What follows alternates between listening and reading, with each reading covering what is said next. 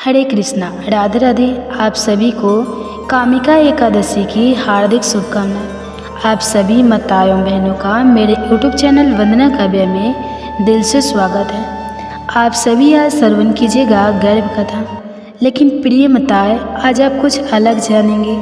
आज आप सुनेंगे कामिका एकादशी व्रत के दिन सुने जाने वाले गर्भ कथा।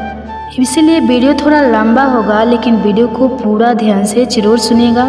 वीडियो को आधा अधूरा काट कर बीच से नहीं देखिएगा, क्योंकि आधा अधूरा ज्ञान हमेशा घातक होता है। इसलिए वीडियो को पूरा ध्यान से जरूर सुनिएगा, क्योंकि वीडियो के अंत में हम गर्भ कथा की भी रसपान करेंगे।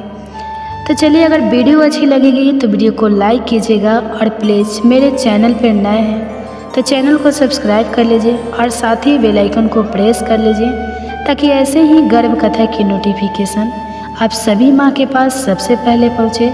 और हो सके तो और भी जितने गर्भावस्था में माँ हैं सबके पास शेयर कीजिएगा, ताकि इस गर्भ कथा की रसपान हर माँ कर सके। तो आइए इस कथा की रसपान करते हैं। कहा जाता है कि गर्भावस्था में अगर इस एकादशी की कथा की रसपान करने से हमारे गर्भ में पल रहा शिशु सर्वगुण संपन्न और भगवान विष्णु के जैसे ही गुण आता है। तो आइए इस कथा की रसपान करते हैं सच्चे दिल और सच्चे मन से।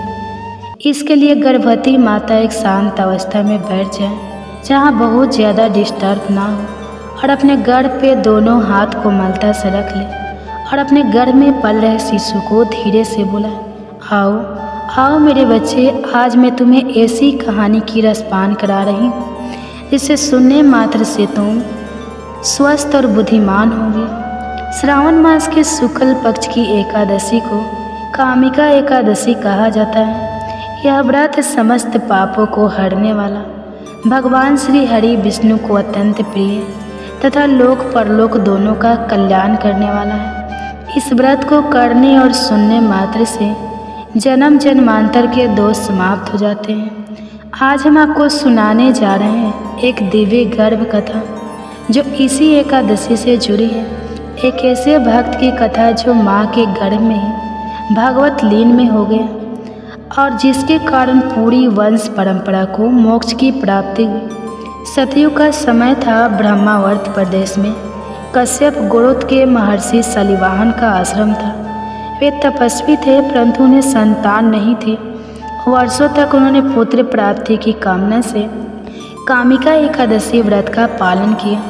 सावन की वह रात थी जब सलिवाहन ऋषि ने व्रत समाप्ति के बाद दीपदान किया, और जैसे ही उन्होंने भगवान विष्णु को पुष्प अर्पित किए, तभी आकाशवाणी हुई, हे मुनिश्रेष्ठ, तेरी भक्ति से प्रसन्न होकर मैं स्वयं तेरे कुल में प्रकट होऊंगा।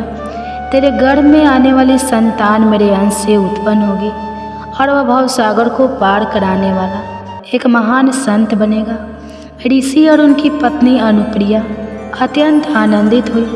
उसी रात उन्होंने दिव्य योग से गर्भधारण किया, और वहीं से प्रारंभ होती है गर्भ कथा। गर्भधारण के तीसरे ही दिन अनुप्रिया को एक अद्भुत स्वप्न आया। उन्होंने देखा कि सहस्त्रों सूर्य उनके गर्भ में उदित हो रहे हैं। श्रीहरि विष्णु के चतुर्भुज स्वरूप ने प्रकट होकर कहा, हे पुण्यात्मा, तेरा गर्भ अब सामान्य नहीं रहा, इसमें भक्ति योग का बीज अंकुरित हो चुका है। यह बालक जन्म लेने के पूर्व ही योग की पूर्व अवस्था में पहुंच जाएगा। इसे कामिका नाम देना। सुबह उठते ही उन्होंने यह स्वप्न अपने पति को बताया, और तभी से वे अत्यंत श्रद्धा और संयम से बालक के लालन पालन के लिए नियमबद्ध जीवन जीने लगे। गर्भ में 5वां महीना लगा। सलिवाहन ऋषि ने तब भगवान विष्णु की 1000 नामों की पाठ श्रृंखला शुरू की।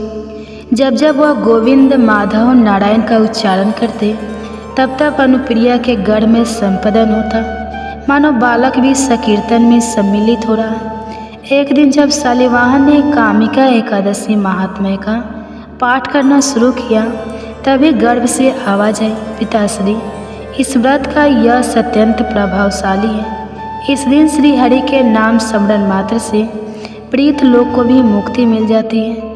कृपया इसका विस्तार मुझे सुनाए। सब चौंक गए। यह पहला अवसर था जब किसी गर्भस्थ बालक ने माता पिता से धर्म की याचना की थी।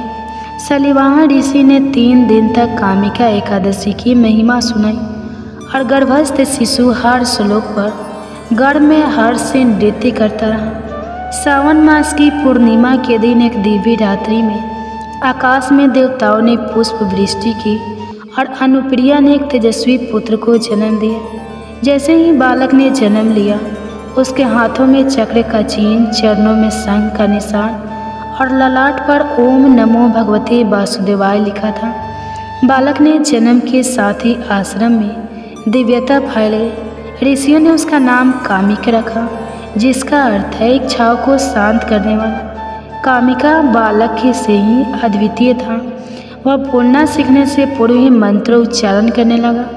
मात्र 5 वर्ष की आयु में उसने गीता का प्रथम अध्याय कंठस्थ कर लिया। उसने कहा, जो कामिका एकादशी का व्रत करता है वह विष्णु धाम को प्राप्त होता है। मुझे इस एकादशी से ही जीवन मिला है, मैं इसी पथ पर चलूँगा। कामिक अपने साथियों को बाल्यकाल में ही व्रत, जप, ध्यान और भक्ति के मार्ग पर चलाया था। वह गर्भकाल से ही ज्ञानवान था। एक दिन ब्रह्मावर्त वन में नागों का उपद्रव बढ़ गया। अनेक आश्रम प्रभावित हुए। कामिक ने एक तालाब के किनारे बैठकर विष्णु सहस्त्र नाम का पाठ आरंभ किया। सप्ताह भर के अनुष्ठान के अंत में आकाश से स्वयं श्री हरि प्रकट हुए और बोले, हे मेरे अंश, तुमने मेरी एक कामिक एकादशी की, जिस भक्ति से आराधना की उसी के प्रभाव से यह नाग शांत हो गए। अब यह भूमि पुनः तप योग्य हो गई है। इसके बाद कामिक ने वहाँ एक कामिका विष्णु मंदिर की स्थापना की। कालांतर में कामिक का विवाह महामुनि वात्सायन की कन्या सत्यरूपा से हुआ। सत्यरूपा भी बचपन से ही भक्ति रस में रमी हुई थी। जब उनका प्रथम गर्भ ठहरा, कामिक ने गर्भ में ही गीता के उपदेश देना प्रारंभ कर दिया। उनका पुत्र बैकुंठ दास बना, जो आगे चलकर अनेक संतों का गुरु हुआ। कामिक ने अपने जीवन में 108 बार कामिका एकादशी का व्रत किया। अंतिम बार जब उन्होंने यह व्रत रखा, तब प्रभु स्वयं गरुड़ पर सवार होकर उन्हें लेने आए। हे मेरे अंशावतार, अब समय है बैकुंठ लौटने का। तुम्हारा गर्भ, तुम्हारा जीवन, तुम्हारी वाणी सब श्री हरि को समर्पित रहे। और सबके सामने कामिका श्री हरि के साथ दिव्य रूप में विलीन हो गए। उस दिन भी कामिका एकादशी ही थी। यह गर्भ कथा केवल एक ऋषि पुत्र की नहीं है, यह उस चेतना की कथा है जो माँ के गर्भ से ही ईश्वर में रमन करती थी। यह कथा बताती है कि माँ पिता के पुण्य व्रतों का प्रभाव गर्भ में संचित होता है। गर्भकाल में किया गया जप, ध्यान संतति को देवतत्व प्रदान करता है। कामिका एकादशी का व्रत जन्मों के पापों को काट सकता है। जीवन में भक्ति का संचार होता है, संतान में सद्बुद्धि आती है, पूर्वजों को मोक्ष मिलता है और अतः श्रीहरि की कृपा सदैव बनी रहती है। सावन मास की अंधेरी रातें, आकाश में मेघ, धरती पर हरियाली और ब्रह्मांड में व्याप्त रहस्य, यही वह समय था जब देवी ब्रजनयनी के गर्भ से जन्मी। एक ऐसी देवी शक्ति जिसने केवल राक्षसी प्रवृत्तियों का नाश नहीं किया, बल्कि अपने गर्भ काल में ही देवताओं को भी शक्ति प्रदान की। यह कथा उसी समय की है जब कामिका एकादशी का व्रत केवल मनुष्य ही नहीं, देवता और दानव भी करते थे मोक्ष की प्राप्ति के लिए। त्रेता युग के आरंभ में एक अत्यंत क्रूर राक्षस उत्पन्न हुआ, अंधकारी। उसका जन्म तमोगुण से हुआ था और वह सूर्य की किरणें निगल लेने में सक्षम था। उसने देवताओं को पराजित कर दिया, यज्ञों को नष्ट किया और तीर्थों को अपवित्र कर दिया। उसकी शक्ति इतनी बढ़ गई कि स्वयं इंद्र तक स्वर्ग छोड़कर भाग खड़े हुए। पृथ्वी अत्यंत व्यथित होकर श्रीहरि विष्णु के पास गई और करुण स्वर में कहा, प्रभु अब मुझे गर्भवती होने दीजिए। मैं स्वयं एक शक्ति को जन्म दूंगी जो इस अंधकार का अंत करेगी।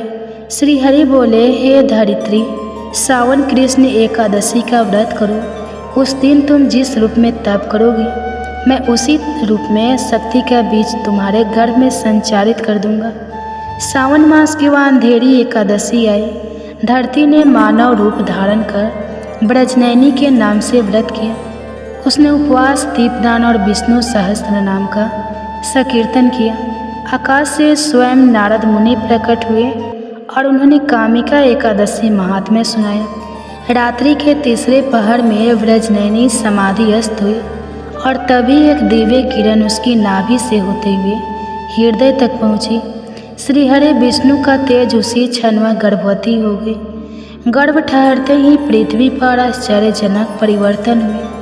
अशोक वृक्षों में फूल आने लगे, मृत जलाशय पुनः जीवित हो गए, पशु पक्षियों ने मधुर रोग गाना शुरू किए। गर्भवती देवी व्रजनयनी ने ध्यान, जप और अन्न दान के माध्यम से अपने गर्भ की सुरक्षा की।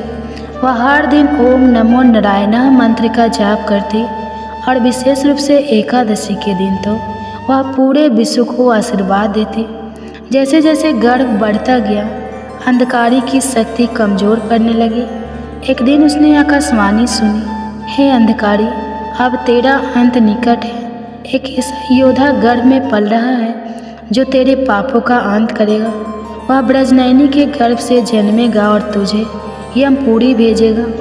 डर के मारे अंधकारी ने साधुओं, ऋषियों और व्रत करने वाली स्त्रियों की हत्या शुरू कर दी ताकि कोई व्रत पूरा न कर सके। व्रजनयनी ने उस समय 11 दिन का मौन व्रत रखा। उसने अन्न जल त्याग दिया और केवल विष्णु मंत्रों का जप किया। एक दिन गर्भ से आवाज़ आई, माँ डरो मत, मैं तेरे हृदय में नहीं स्वर्ग में भी गूंज रहा हूँ। मुझे केवल एक और कामिका एकादशी चाहिए और मैं जन्म ले लूँगा। देवी ने अगले कामिका एकादशी को विशेष पूजन किया और गर्भ के अंदर दिव्य दीपक प्रज्वलित हुए। ऋषियों ने देखा कि माँ का गर्भ प्रकाशमान हो गया है। सावन मास की पूर्णिमा को व्रजनयनी ने एक तेजस्वी बालक को जन्म दिया। उसके रोते ही राक्षसों के नगर में भूखा पा गया और अंधकारी की शक्ति छीन हो गई। देवताओं ने उस बालक का नाम रखा कामिकाया, जो कामिका व्रत से उत्पन्न हुआ। उसके मस्तक पर विष्णु का चिन्ह था और उसकी आंखों में सूर्य और चंद्रमा का तेज। कामिकायन ने बाल्यकाल में ही वेदों का ज्ञान प्राप्त कर लिया। 8 वर्ष की अवस्था में उसने राक्षसों के विरुद्ध युद्ध की घोषणा कर दी। उसने पहले सभी ऋषि मुनियों को एकत्र किया और उन्हें कामिका एकादशी व्रत रखने का आदेश दिया। उनके जप और तप से एक दिव्य शंख विजयनाद उत्पन्न हुआ। उसने उसी शंख को लेकर युद्ध में प्रवेश किया। 10 दिन तक चला भयंकर युद्ध। अंधकारी बार बार मायावी शक्तियाँ लेकर आता रहा, पर कामिकायन हर बार अपने मंत्रों और व्रत बल से उन्हें नष्ट करता रहा। अंत में उसने कामिका स्तोत्र का उच्चारण किया, ओम हरे नमः, ओम विष्णवे नमः, ओम कामिका व्रत दाता नमः। इस मंत्र के साथ उसने विजय नाद शंख को बजाया और अंधकारी के हृदय में वह ध्वनि ऐसी घुसा कि उसकी सारी शक्ति नष्ट हो गई। वह वहीं जलकर राख हो गया। देवताओं ने कामिकायन को व्रत सिद्धि की उपाधि दी। उसकी माँ व्रजनयनी को धरती की देवी के रूप में पूजा जाने लगा।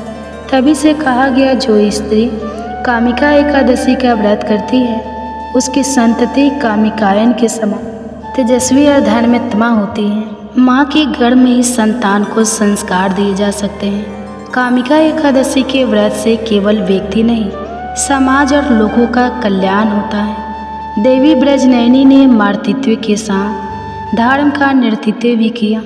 कामिकायन जैसा पुत्र प्राप्त करने हेतु गर्भकालीन साधना, व्रत और तप अनिवार्य है। तो प्रिय माताएं, ये थी कामिका एकादशी व्रत के दिन सुनी जाने वाली गर्भ कथा। आपको कैसा लगा कमेंट्स करके ज़रूर बताएं। अगर वीडियो अच्छी लगी है तो प्लीज़ लाइक कर दीजिए और हमारे चैनल को अभी तक आपने सब्सक्राइब नहीं किया है तो आपसे विनती है कि चैनल को सब्सक्राइब कर लीजिए और साथ ही हो सके तो और भी जितने गर्भवती माँ हैं सबके साथ इस कथा को शेयर कीजिए। अब आप सुनिए गर्भ कथा। गर्भ कथा। प्रिय माताएं, वीडियो को शुरू करने से पहले आइए प्रार्थना करें। हे कृष्णा, जो भी माँ आज इस अमृत वाणी को सुन रही है उनके गर्भ में पल रहे शिशु को और उनके जीवन में आपकी कृपा सदा बनी रहे और उनके सभी कष्ट दूर हो। माँ, इस अद्भुत वाणी को सुनने से पहले अपने विचार और भक्ति को व्यक्त करते हुए नीचे कमेंट्स में जय श्री राधे कृष्णा जरूर लिखें। आपकी यह भक्ति हमारी इस यात्रा को और भी अद्भुत बनाएगी। और हाँ, अगर आपका दिल सच में कृष्ण प्रेम से भरा है तो इस वीडियो के हर गर्भवती माँ के पास ज़रूर से ज़रूर शेयर कीजिए, जिन्हें आप अपने जीवन में सबसे ज़्यादा मानते हैं, क्योंकि हो सकता है आपकी एक शेयर से उनकी ज़िंदगी में राधे कृष्ण का दिव्य प्रकाश उतारे। साथ ही यदि आप हमारे चैनल वंदना काव्या पर नए हैं तो अभी सब्सक्राइब करें और घंटी के बटन को दबाएं, ताकि आप हमारी हर नई भक्ति यात्रा का हिस्सा बन सके। तो चलिए बिना देरी किए इस दिव्य यात्रा की ओर बढ़ते हैं। श्री कृष्ण कहते हैं, जब मनुष्य अपने जीवन की दिशा और निर्णयों को मेरी इच्छा में समर्पित कर देता है, तब वह अपने भीतर एक ऐसी शक्ति को अनुभव करता है जो किसी बाहरी साधना से नहीं मिलती।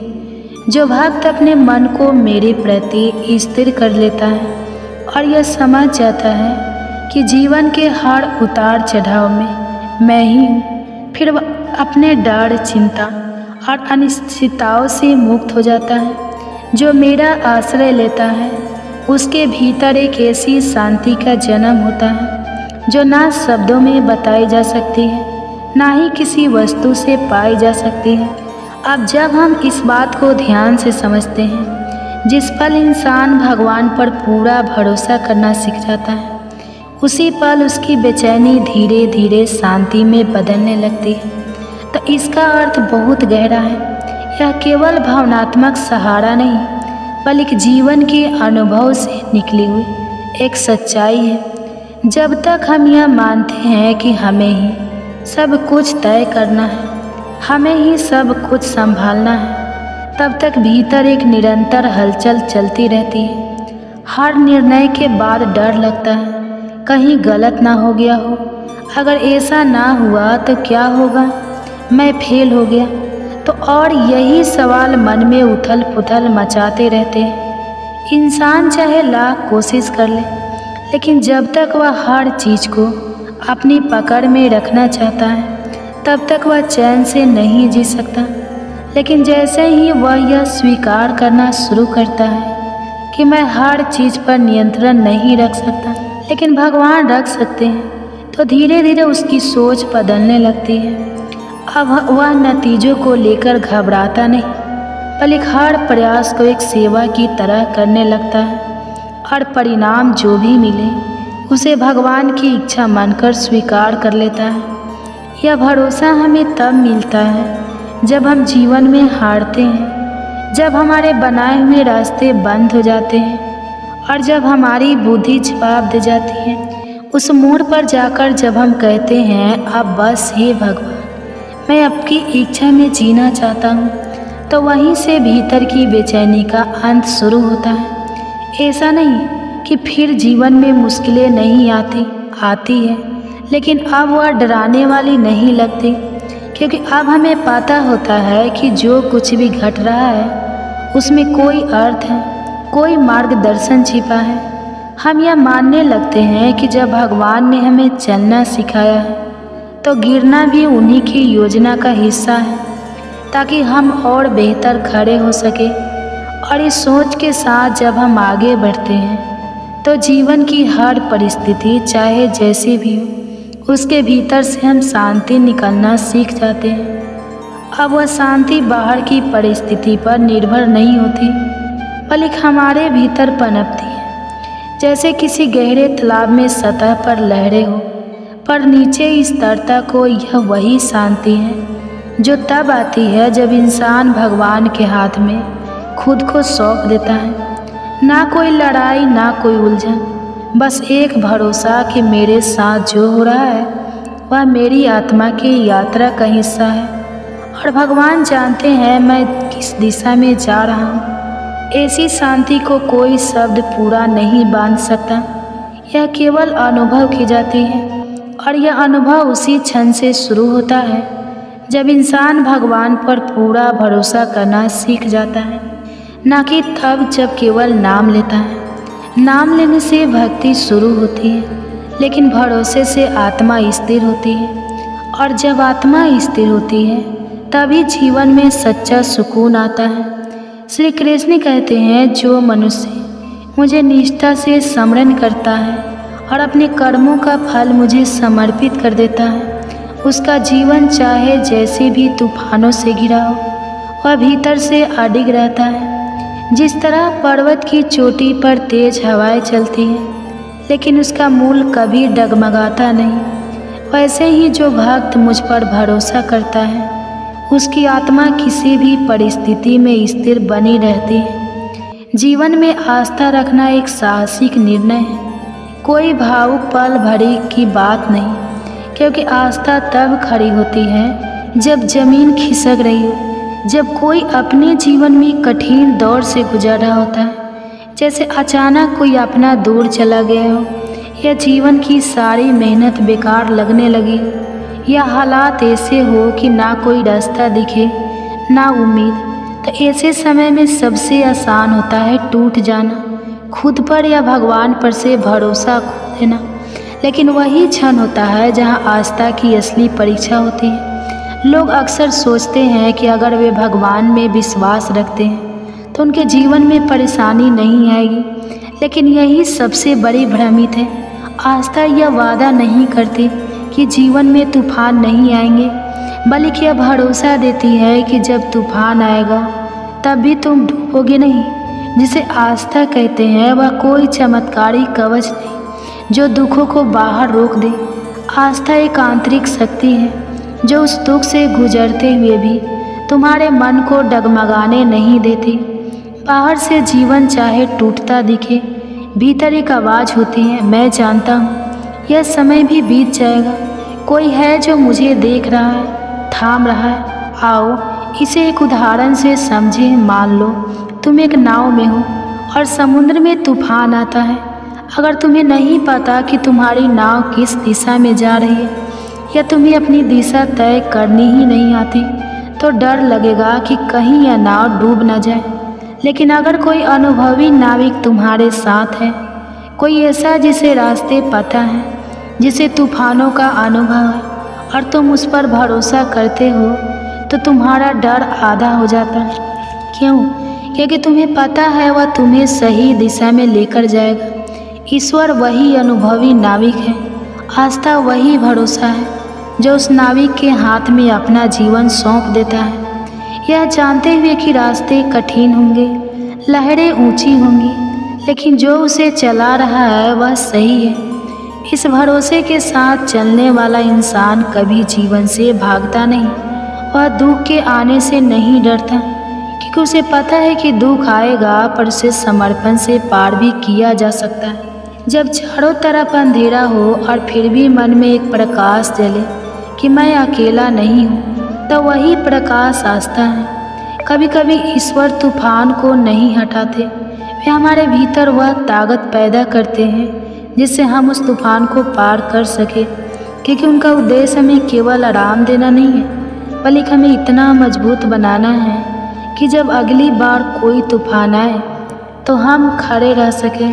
और जब ये एहसास भीतर से जन्म लेता है तब इंसान डरना छोड़ देता है।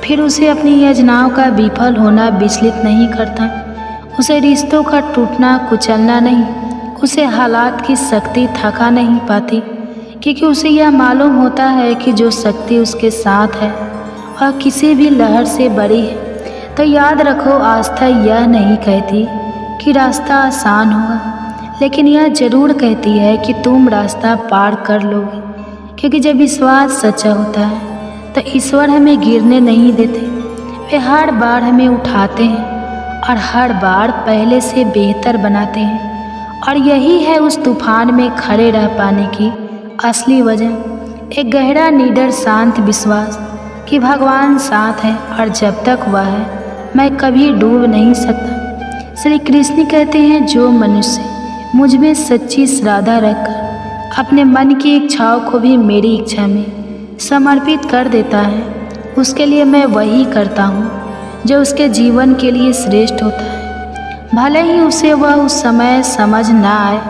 जो केवल मुझ पर विश्वास करता है मैं उसका भार उठाने वाला हो जाता हूँ। जब कोई मेरी भक्ति में अपने स्वार्थ तक को त्याग देता है, तब मैं उसकी हर मांग से अधिक उत्तम देता हूँ, भले ही वह उत्तर उसके मौन में छिपा क्यों ना हो। अब इसे अपने जीवन की दृष्टि से देखो। हम सभी ने कभी न कभी ऐसा अनुभव किया है कि हमने भगवान से कुछ बहुत दिल से मांगा और हमें वह नहीं मिला।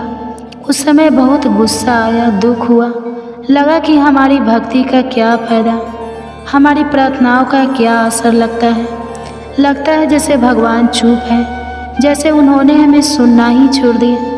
लेकिन समय बीतता है और एक दिन अचानक हम खुद महसूस करते हैं कि जो नहीं मिला वही हमारे लिए ठीक था, और जो मिला वो उसे कहीं अधिक गहराई और सत्कर्ता लिए हुए था। भगवान हमारी हर प्रार्थना सुनते हैं, लेकिन वे हमें हमारी इच्छा के अनुसार नहीं, हमारे हित के अनुसार देते हैं। हमारी दृष्टि वर्तमान तक सीमित होती है, पर उनकी दृष्टि हमारे संपूर्ण जीवन पर होती है।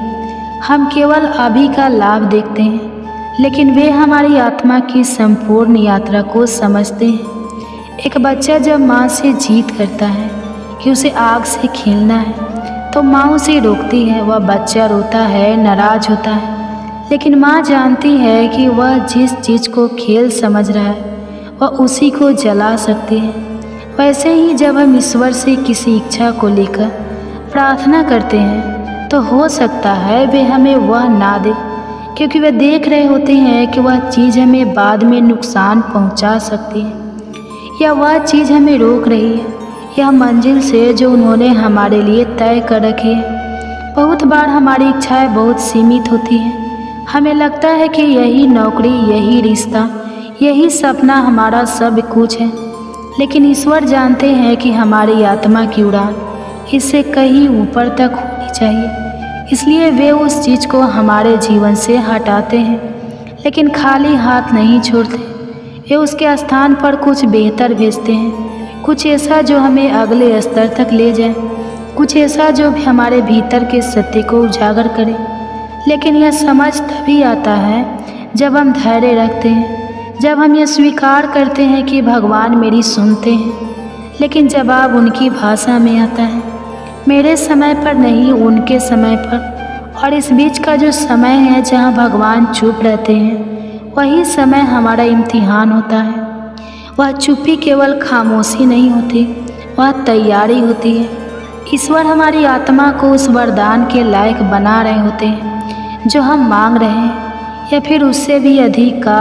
तो जब अगली बार तुम्हें लगे कि तुम्हारी प्रार्थना सुनवाई नहीं जा रही, तो घबराओ मत। सोचो नहीं कि भगवान मौन है, समझो कि वह उस पल में तुम्हारे लिए कुछ बेहतर गढ़ रहे हैं, और जब वह सही समय आएगा तब तुम्हें वह मिलेगा। शायद वह चीज़ जो तुमने मांगी थी, या शायद कुछ ऐसा जो तुम मांगना भी नहीं जानते थे, लेकिन जिसकी तुम्हें सबसे ज़्यादा ज़रूरत थी। क्योंकि भगवान वही नहीं देते जो हम चाहते हैं, वे वही देते हैं जो हमें ऊंचा उठा सके, जो हमारी आत्मा को सही दिशा में ले जा सके। और यही उनकी सच्ची कृपा है, एक ऐसी कृपा जो हमारी समझ से परे है, लेकिन हमारे जीवन को सबसे सुंदर ढंग से आकार देती है। श्री कृष्ण कहते हैं, जब मनुष्य सब ओर से थक जाता है, जब उसके अपने भी उसे समझने से इनकार कर देते हैं, जब जीवन के सारे दरवाजे बंद नजर आते हैं, उस समय जो मन मुझे पुकारता है, मैं उसके हृदय की पुकार सुनता हूँ, और फिर मैं उसकी डगमगाती नाव का खेवनहार बनता हूँ। मनुष्य की हार वही से मेरी शुरुआत बन जाती है, क्योंकि जब वह मुझ पर निर्भर होता है, तभी मैं उसकी आत्मा का मार्ग बनता हूँ। अब इस वचन को गहराई से समझने की कोशिश करें। जब अपने सब मुंह मोड़ ले और रास्ता धुंधला हो जाए, वहीं से भगवान का मार्गदर्शन शुरू होता है। अब जीवन में तब सबसे ज़्यादा टूटते हैं जब अपने ही हमें अकेला छोड़ देते हैं। वे लोग जिन पर हम सबसे ज़्यादा विश्वास रखते हैं, जब वही मुंह मोड़ लेते हैं, तब हमें लगता है जैसे ज़मीन खिसक गई हो। उस पल में मनुष्य को सबसे बड़ा झटका इस बात से नहीं लगता कि कोई बाहर वाला धोखा दे गया, बल्कि इस बात से होता है कि जिन्हें अपना समझा उन्होंने ही अनजान बना दिया। इस दर्द में कुछ ऐसा होता है जो हमें भीतर तक हिला देता है, और ऐसे समय में जीवन का रास्ता भी धुंधला पड़ने लगता है। जो निर्णय पहले आसान लगते थे अब वे बोझ बन जाते हैं। जो रास्ते पहले साफ दिखाई देते थे अब उनमें धुंध छाई रहती है, और तब हम धीरे धीरे कैसे मोड़ पर आ जाते हैं जहाँ ना कोई साथ होता है ना कोई दिशा। लगता है कि जैसे हर रिश्ता, हर सपना, हर उम्मीद टूट गई। लेकिन ठीक यही वह क्षण होता है जहाँ भगवान की कृपा की शुरुआत होती है। जब हमारे सारे सहारे छूट जाते हैं तब हमें यह एहसास होता है कि असल में भगवान की एकमात्र सहारा है। जब कोई और नहीं सुनता तब हमारी पुकार सच में सीधे ईश्वर तक पहुंचती है, और जब हम पूरी तरह से खाली हो जाते हैं तब ईश्वर हमें अपने हाथों से भरते हैं। क्योंकि जब तक हमारे पास औरों के सहारे होते हैं हम उन्हीं पर टिके रहते हैं। जब तक अपने साथ होते हैं हम भगवान को केवल एक परंपरा मानते हैं, लेकिन जब सारे दरवाजे बंद हो जाते हैं तभी हमारी आंखें उसे खिड़की की ओर खुलती हैं जो हमेशा से खुली थी पर हमने कभी देखा नहीं। और यही है भगवान का मार्गदर्शन। यह मार्गदर्शन किसी रोशनी की तरह नहीं आता जो अचानक सब कुछ साफ कर दे। यह भीतर एक आवाज़ की तरह आता है, बहुत धीमी लेकिन बहुत स्पष्ट। यह कहता है चलो मैं हूँ ना, अब तुम थक चुके हो, अब मैं चलूँगा, तुम बस भरोसा रखना। भगवान जब मार्गदर्शन करते हैं तो वे हालात नहीं बदलते, वे तुम्हारा नज़रिया बदलते हैं। वे तुम्हें नई दृष्टि देते हैं, नई समझ, और सबसे बड़ी बात आत्मबल देते हैं। और फिर वही रास्ता जो धुंधला था धीरे धीरे साफ होने लगता है। कई बार यह भी होता है कि भगवान हमारी परिस्थितियों को नहीं बल्कि हमें बदलते हैं ताकि हम परिस्थितियों के पार जा सकें। जब अपने सब छूट जाते हैं तब ईश्वर हमें हमारी आत्मा से जोड़ते हैं, और जब मनुष्य आत्मा से जुड़ता है तब उसे समझ आता है कि अकेले चलने का अर्थ क्या होता है। तब वह समझता है कि अकेलापन भी एक उपहार है, क्योंकि उसी में भगवान का सानिध्य मिलता है। तो जब जीवन में ऐसा कोई मोड़ है जहाँ तुम्हें लगे कि सबने छोड़ दिया और कोई रास्ता गुजर नज़र नहीं आ रहा, उस समय घबराना नहीं। वह समय तुम्हारी आत्मा की यात्रा का सबसे पवित्र मोड़ होता है, क्योंकि वहीं से भगवान तुम्हारा हाथ पकड़ते हैं, और वहाँ से जो यात्रा शुरू होती है वह सिर्फ जीवन की नहीं, आत्मा के पूर्ण जन्म की यात्रा होती है। और इस यात्रा में जो साथ होता है वह कोई और नहीं, ईश्वर स्वयं होते हैं। गर्भ कथा। कुरुक्षेत्र में जब श्री कृष्ण ने जो गर्भ गीता के ज्ञान अर्जुन को सुनाया था, आज हम उसी कथा की रसपान करेंगे। इसलिए वीडियो को पूरा देखिएगा। और श्रवण करने से पहले आप अगर चैनल पर नए हैं तो चैनल को सब्सक्राइब कर लीजिए और साथ ही बेल आइकन को ऑन कर लीजिए, ताकि ऐसे ही गर्भ कथा की नोटिफिकेशन आप सबके पास सबसे पहले पहुंचे। और हाँ, कमेंट्स में हरे कृष्णा राधे राधे जरूर लिखिएगा। चलिए इस कथा की रसपान करते हैं। अर्जुन पूछते हैं, हे मधुसूदन, कृपा करके गुरु दीक्षा के बारे में भी कुछ बताने का कष्ट करें। मुझे गुरु की महिमा के बारे में भी बताइए। श्री भगवान ने कहा, हे धनुधारी, तुम्हारा यह प्रश्न संपूर्ण मानव जाति के लिए कल्याणकारी है। तुम धन्य हो और धन्य है तुम्हारी जननी। ब्रह्मचारी और संयमी पुरुष जो ईश्वर की भक्ति और परोपकार में लगा हो, उसे ही अपना गुरु बनाना चाहिए। गुरु के माध्यम से ही ईश्वर की प्राप्ति हो सकती है, अन्यथा नहीं। इसलिए अपने गुरु की देख रेख में ही मेरी पूजा करनी चाहिए। गुरु का निरादर करने वाला मनुष्य कभी ईश्वर की प्राप्ति नहीं कर सकता तथा वह आजीवन मृत्यु लोक में भटकता रहता है। ऐसे व्यक्ति का तो मुख भी नहीं देखना चाहिए। गुरु की कृपा से बेमुख प्राणी का मुख देखना भी पाप होता है। हे अर्जुन, सारे संसार के गुरु जगन्नाथ है, विद्या का गुरु काशी है, चारों वर्णों का गुरु ब्राह्मण है और ब्राह्मण का गुरु सन्यासी है। सन्यासी उसे कहते हैं जो सब कुछ त्याग कर मुझ में रम गया हो, वह ब्राह्मण ही जगत गुरु होता है। जो गुरु का भक्त है वह मेरा भक्त है। जो गृहस्थ गुरु से विमुख होता है वह पंडाल के समान होता है। जिस स्थान पर मदिरा का भान हो उस स्थान का गंगा जल भी अपवित्र हो जाता है। इसी तरह गुरु से विमुख व्यक्ति का भजन भी अपवित्र होता है, उसके सभी कार्य निसफल हो जाते हैं। ऐसा व्यक्ति कुकुर, सुगर, गर्द, काक, कौवा जैसी योनियों को प्राप्त करता है। वह अजगर और सर्प के समान आलस्य में डूबा तिरस्कार पाता है। गुरु दीक्षा के बिना प्राणी का उद्धार संभव नहीं है। जो गुरु की सेवा करता है उसे कई अश्वमेध यज्ञों के पुण्य का फल प्राप्त होता है। हे अर्जुन, जो प्राणी गर्भ गीता में अंकित हमारे इस संवाद को पढ़ेंगे और सुनेंगे वे गर्भ के दुख से बचेंगे। वे नरक योग की 84 लाख योनियों में जन्म मरण के चक्र से मुक्त हो जाएंगे। भगवान श्री कृष्ण के मुखार विंद से इस प्रसंग को अर्जुन ने बड़े ध्यान से सुना। इसी प्रसंग को गर्भ गीता के नाम से जाना जाता है। एक सुशील, ज्ञानी और संस्कारी संतान की प्राप्ति के लिए अब गर्भस्थ शिशु को सतयुग के समय की एक बहुत ही प्रेरक और देवी कथा सुनाई गई, जिसके लिए हम आपको सतयुग के उस समय में ले चलते हैं। उस समय प्रदेश के राजा उत्तानपाद रहते थे। उनकी 2 रानियां थी, सुरुचि और सुनुति। सुरुचि बहुत सुंदर थी और राजा को अत्यंत प्रिय भी थी। उसके पास सुख सुविधाओं की कोई कमी नहीं थी। इसी कारण सुरुचि रानी का पुत्र उत्तम भी अपने पिता राजा उत्तानपाद का दुलारा था। राजमहल के बाहरी हिस्से में दूसरी रानी सुनीति रहती थी। उनका स्वभाव महापुरुषों जैसा था। वे धर्म मार्ग पर चलती थी, सभी के प्रति दया, प्रेम और करुणा का भाव रखती थी। ऐसा ही आचरण देखकर उनका पुत्र ध्रुव भी बड़ा हो रहा था। एक दिन सुबह का समय था। भगवान सूर्य का प्रकाश धीरे धीरे पूरे प्रदेश को प्रकाशित कर रहा था। सभी बच्चे घर से के बाहर अपने मित्रों के साथ विभिन्न प्रकार के खेल खेल रहे थे।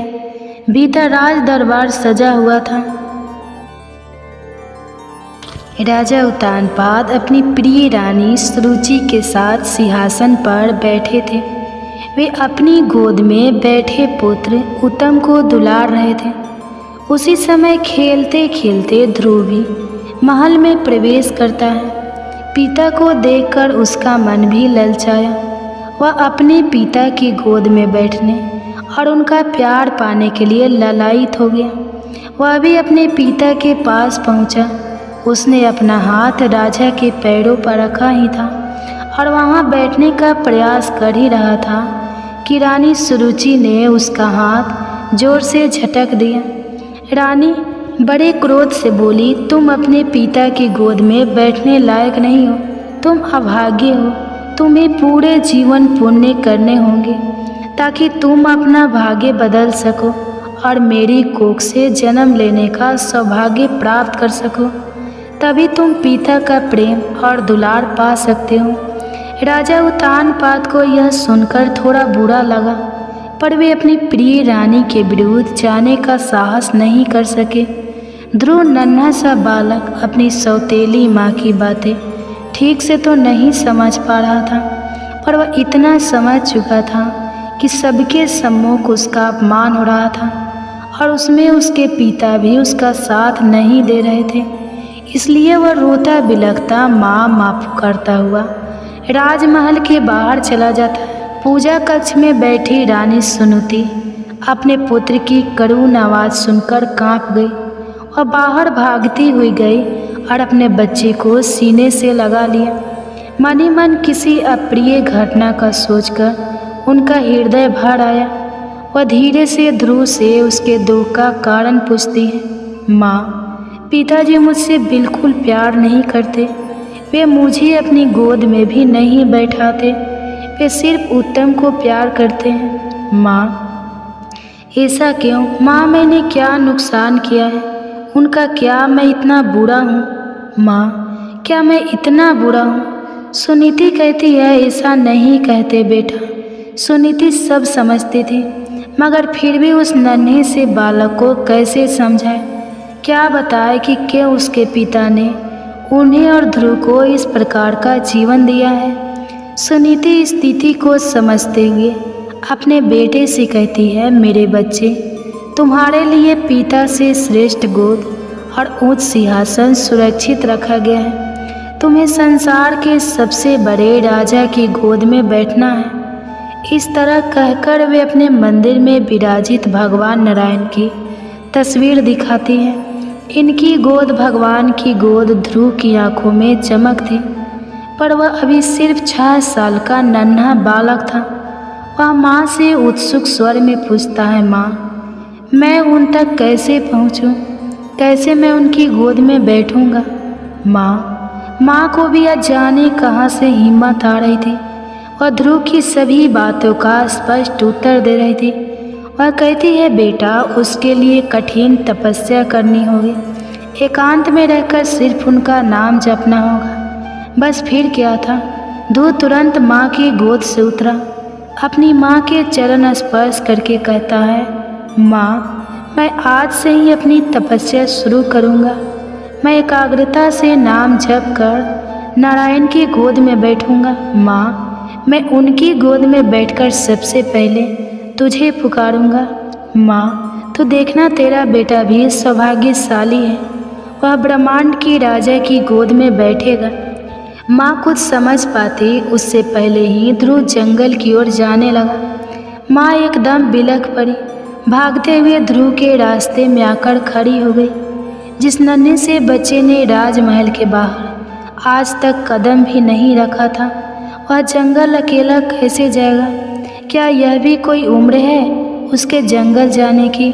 रानी फूट फूट कर रोने लगी, पर ध्रुव नहीं रुका।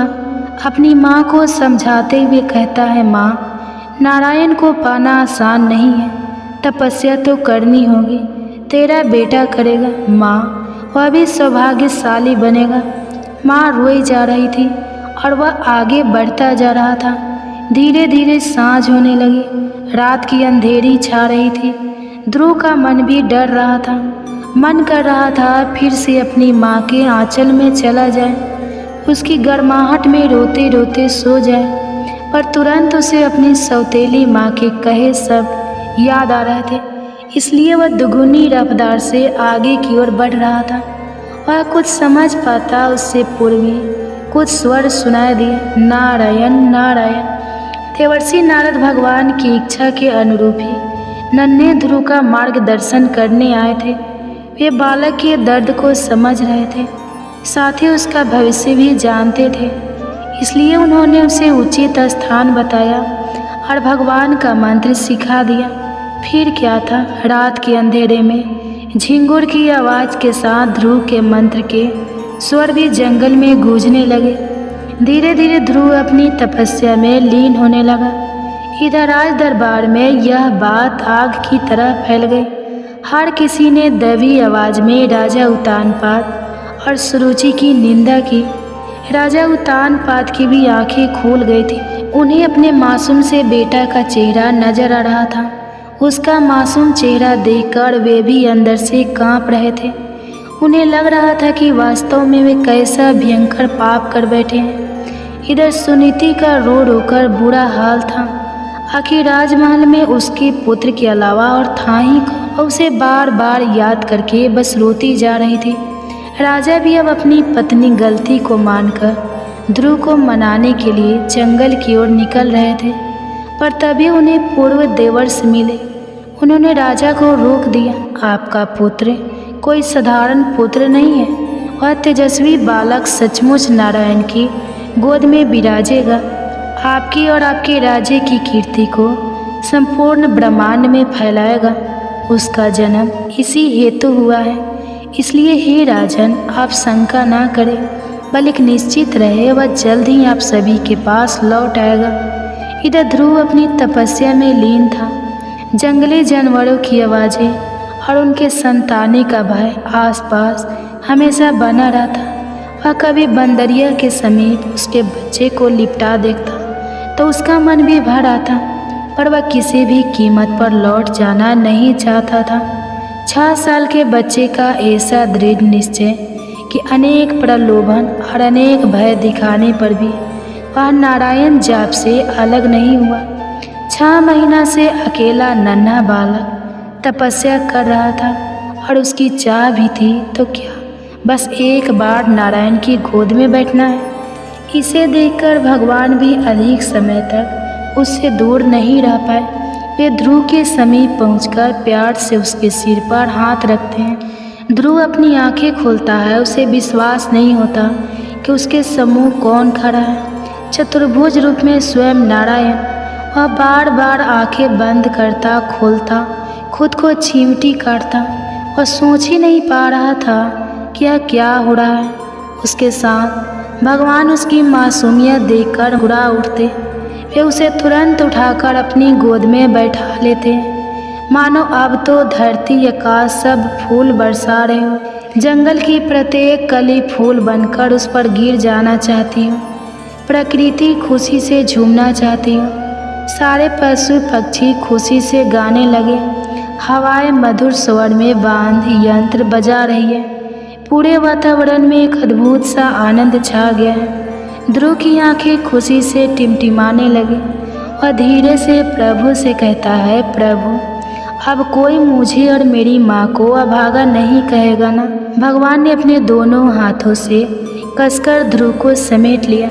नहीं बेटा, तुम ब्रह्मांड में वह स्थान पाओगे जिसके आगे देवी देवता और सप्तऋषि परिक्रमा करेंगे। प्रलय काल में भी तुम सुरक्षित रहोगे। तुम्हारी कीर्ति अनंत जन्मों तक फैली रहेगी। हर मनुष्य तुम जैसी संतान की प्राप्ति करना चाहेगा। तुम और तुम्हारी माँ श्रेष्ठ गति को पाओगे। ध्रुव अपने दोनों हाथ जोड़कर प्रभु को नमन करता है। अब हम त्रेता युग के एक ऐसे विलक्षण आर्ष की बहुत ही प्रेरक और दिव्य कथा सुनते हैं जिनकी प्रतिमा अत्यंत अद्भुत थी। यह वही महापुरुष है जिन्होंने अपनी माता के गर्भ में रहते हुए ही वेदों का पूर्ण ज्ञान प्राप्त कर लिया था। केवल 12 वर्ष की आयु में उन्होंने अपने पिता को पराजित करने वाले विद्वान पंडित को शस्त्रास्त्र में हरा दिया था। इन्हीं को मिथिलापति राजा जनक माता सीता के पिता श्री ने अपने गुरु स्वीकार किया था। इनकी वाणी और विचार आज भी समाज को सही दिशा प्रदान कर रहे हैं। अब हम आरसी अष्टावक्र जी के जीवन कथा से प्रेरणा लेने जा रहे हैं। उस काल में अनेक आचार्य अपने आश्रमों में वेद शास्त्र की शिक्षा दिया करते थे। ऐसे ही एक महान आर्ष उल्लाह के प्रिय शिक्षक थे कहोत, जो वेदों के थे। जब कहोत की शिक्षा पूर्ण हुई तो अर्षि ने अपनी बुद्धिमती और गुणवती पुत्री सुजाता का विवाह उनसे कर दिया। कुछ समय बाद सुजाता गर्भवती हुई। वे चाहती थी कि उनकी संतान अपने पिता से भी अधिक ज्ञानी, तपस्वी और परम विद्वान बने। इसलिए गर्भावस्था में ही वे अपने पति के साथ वेदों की शिक्षा में संलग्न हो गई। एक दिन जब कहोत गर्भवती हुई, सुजाता को शास्त्र सुना रहे थे, तब उन्हें 8 बार ऐसा अनुभव हुआ कि उनके ज्ञान पर गर्भस्थ बालक तर्क कर रहा है। यह उन्हें अपमानजनक प्रतीत हुआ। उन्होंने क्रोधित होकर गर्भस्थ शिशु को श्राप दे दिया, तू जो मुझसे गर्भ में रहते हुए वाद विवाद करता है, मैं तुझे श्राप देता हूँ कि तू 8 अंगों से वक्र होकर जन्मेगा। सुजाता ने इस बात को गंभीरता से नहीं लिया। वे पूर्वतः अपने आहार, विचार और वातावरण को शुद्ध रखते हुए बालक के समुचित गर्भ संस्कार में लगी रही। कुछ समय पश्चात मिथिला के राजा जनक ने एक घोषणा की, जो विद्वान पंडित बद्री को शस्त्रास्त्र में पराजित करेगा उसे सहस्त्र स्वर्ण मुद्राएं दी जाएगी, परंतु जो हार जाएगा उसे मृत्यु दंड दिया जाएगा। आकर्षोत भी इस प्रतियोगिता में भाग लेने गए, लेकिन वे बंदी से हार गए और परंपरा अनुसार उन्हें जल समाधि दी गई। जब यह सत्य सुजाता को झा अत्यंत दुखी हुई। कुछ समय बाद उन्होंने एक दिव्य तेजस्वी पुत्र को जन्म दिया, जिसका शरीर 8 स्थानों से वक्र यानी टेढ़ा था, इसलिए उसका नाम पड़ा अष्टावक्र। 12 वर्ष बीत गए। बालक अष्टावक्र जन्म से ही दिव्य प्रतिभा के धनी थे। एक दिन उन्होंने अपनी माँ से अपने पिता की अनुपस्थिति का कारण पूछा। तब सुजाता ने उन्हें संपूर्ण सत्य बताया। बालक को गहरा आघात लगा। उन्होंने संकल्प लिया कि वे अपने पिता के अपमान का प्रतिशोध लेंगे। उन्होंने अपनी माँ से आज्ञा मांगी और मामा श्वेत केतु के साथ लेकर मिथिला की ओर प्रस्थान किया। राजा जनक के यहाँ उस समय एक विशाल यज्ञ का आयोजन हो रहा था, जिसमें देश भर के विद्वान आमंत्रित थे। अष्टावक्र जी जब सभा में पहुँचे तो उनके वर्क शरीर को देखकर सभी पंडित उनका उपहास करने लगे। स्वयं राजा जनक भी हंस पड़े। सभा के सभी सदस्यों को खुद पर हंसता हुआ देख अष्टावक्र जी भी जोर जोर से हंसने लगे। तब राजा जनक ने पूछा, यह सब हंस रहे हैं, यह बात तो समझ में आती है, मगर तुम किस बात पर हंस रहे हो? अष्टावक्र जी बोले, मैं सभा पर हंस रहा हूँ कि सभा में बैठे सब विद्वान मूर्ख और अंधे हैं, जो चमड़ी की पहचान तो करते हैं लेकिन आत्मा की नहीं। यह शरीर की वक्रता को देखते हैं पर ज्ञान के तेज को नहीं। क्या मंदिर के टेढ़े होने से भगवान टेढ़े हो जाते हैं? क्या घड़े के टेढ़े होने से उसमें भरा जल भी टेढ़ा हो जाता है? वैसे ही शरीर चाहे कैसा भी हो, आत्मा तो शुद्ध दिव्य और अपराजा है। यह सुनकर पूरी सभा सतबद्ध रह गई। राजा जनक ने क्षमा याचना की और पूछा, बताओ बालक, तुम कौन हो? अष्टावक्र जी ने अपना परिचय दिया और कहा कि वे उसी कहोत के पुत्र हैं जिन्हें पंडित बद्री ने मृत्यु दंड दिया था। अष्टावक्र जी ने पंडित बद्री से शस्त्रार्थ की इच्छा प्रकट की थी। सभा में शस्त्रार्थ आरंभ हुआ और कुछ ही समय में अष्टावक्र जी ने अपने दिव्य ज्ञान से पंडित बद्री को पराजित कर दिया। उन्होंने कहा, सत्य ज्ञान अहंकार को नष्ट करता है, जबकि अधूरा ज्ञान अहंकार को जन्म देता है। जो शास्त्रों का प्रयोग विनाश के लिए करता है वह पाप करता है और तुम्हें इसका दंड अवश्य मिलेगा। राजा जनक ने आदेश दिया कि बद्री को मृत्यु दंड दिया जाए। तब बद्री ने कहा, मुझे यह दंड स्वीकार है, क्योंकि इससे मुझे मेरे पिता श्री वरुण के दर्शन होंगे। परंतु जाते जाते मैं एक वरदान देता हूँ। तुम्हारे पिता कहोद और सभी अन्य ब्राह्मण जिन्हें जल समाधि दी गई थी, वे अब जीवित अवस्था में जल से बाहर आएंगे। सभा नदी के तट पर पहुँची और देखा कि सभी ब्राह्मण एक एक कर जल से बाहर आ रहे हैं। आरसी कहोद भी बाहर आए और पुत्र से गले मिलकर अत्यंत भावुक हो गए। अष्टावक्र ने अपने पिता कहोद से आश्रम लौटने का आग्रह किया। राजा जनक अष्टावक्र जी के अद्भुत ज्ञान और आत्मबल से अत्यंत प्रभावित हुए। उन्होंने अष्टावक्र जी को अपना गुरु स्वीकार कर लिया और जीवन भर उनसे गाढ़ ज्ञान की शिक्षा ली। उनके साथ हुए संवादों का संग्रह अष्टावक्र गीता के रूप में प्रसिद्ध है, जिसमें 20 अध्याय हैं और यह आज भी भागवत गीता के पश्चात सबसे प्रभावशाली ग्रंथों में मानी जाती है।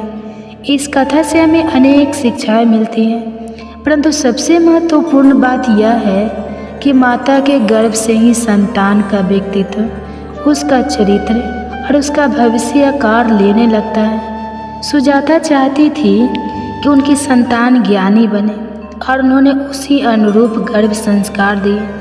परिणाम स्वरूप पिता के श्राप के बावजूद केवल शरीर वक्र हुआ, ज्ञान नहीं। और उसी ज्ञान के कारण आज भी हम अष्टावक्र जी को श्रद्धा से स्मरण करते हैं। इसलिए हम सभी माताओं से विनती करते हैं कि गर्भावस्था में केवल शारीरिक पोषण ही नहीं, बल्कि मानसिक और आध्यात्मिक पोषण भी उतना ही आवश्यक है।